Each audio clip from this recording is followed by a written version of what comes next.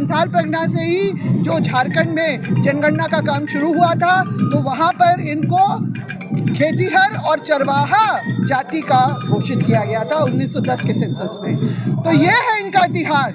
तो वो इतिहास को, क्योंकि इनके जो पूर्वज हैं उन्होंने अपने आप को शिवाजी का वंशज बोल के क्षत्रिय घोषित किया था, वो लोग सही थे, ईमानदार थे, उन्होंने स्पष्ट रूप से घोषणा कर दी थी कि हम आदिवासी नहीं है।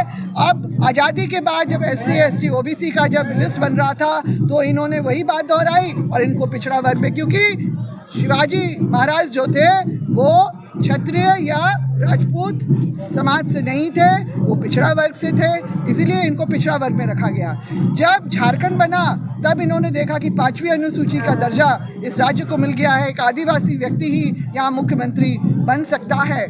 रघुवर दास जी को छोड़ के वो अपवाद रहे और जो है इन्होंने तुरंत अपने सुर बदल लिए कि हम आदिवासी हैं। जबकि झारखंड बनने से पहले 1996 में जब पेशा कानून का पार्लियामेंट हाउस में पटल में जो प्रारूप रखा गया तो इन्होंने इसका घोर विरोध किया था कि अनुसूचित क्षेत्रों में आदिवासियों को व्यवस्था में प्राथमिकता नहीं मिलनी चाहिए। यह उस समय इनका था विरोध। और झारखंड बनने के बाद क्यों?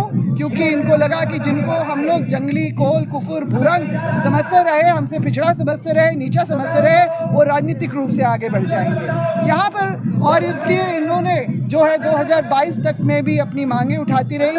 सरकारी सभी प्रक्रिया, संवैधानिक प्रक्रिया में इनकी मांग को खारिज किया गया। ये हाई कोर्ट भी गए हैं, इनका कोलकाता हाई कोर्ट ने 2 बार रिजेक्ट किया है और झारखंड में भी इनका पेंडिंग चल रहा है। अपनी मांग को लोकतांत्रिक तरीके से और संवैधानिक तरीके से हम लोग मांग ये कर रहे हैं कि कुर्मी को जो है किसी भी हालत में आदिवासी का दर्जा नहीं मिलना चाहिए। हम भी सरकार से यही बोल रहे हैं। कई माननीय लोग भी थे समर्थन में रहे, क्योंकि उनकी राजनीति चमकाने का उनको मौका, सबको सीएम की सीट दिख रही है ना, इसीलिए आम व्यक्ति अपने आप को कुर्मी ही जानता है, वो आदिवासी नहीं समझता है। ये प्रमाण जो है 2023 के वीडियो में और अभी इस साल के भी वीडियो में ये साफ झलक गया। जब महिलाओं से पूछा गया तो उन्होंने कहा कि हम इन तो कुर्मी समाज में घर में ही पैदा ली ही, हम इन आदिवासी नखे, ये बोल दिए वो लोग। तो क्या आप समझिए गांव का व्यक्ति को नहीं पढ़ाया जा सकता है?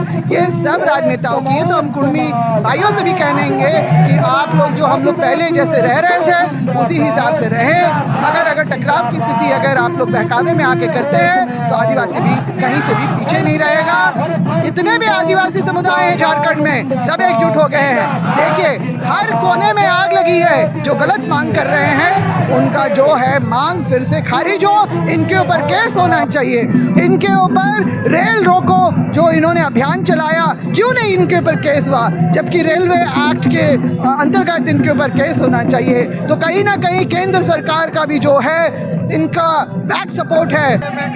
आपको लगता है कि क्या आरक्षण का लाभ लेने के लिए यह सब किया जा रहा है? निश्चित रूप से राजनीतिक आरक्षण से लेके जो हमारे नौकरी में, पढ़ाई में जो आरक्षण है उस पे नज़र है। और उससे बड़ा जो CNT SPT और विल्किंसन रूल के तहत जो हमारी आदिवासी ज़मीन को जो सुरक्षा दी गई है, वो भी जब अगर आदिवासी का दर्जा मिल जाए तो वो हमारी ज़मीनों पे खुलेआम अपना झंडा गाड़ेंगे।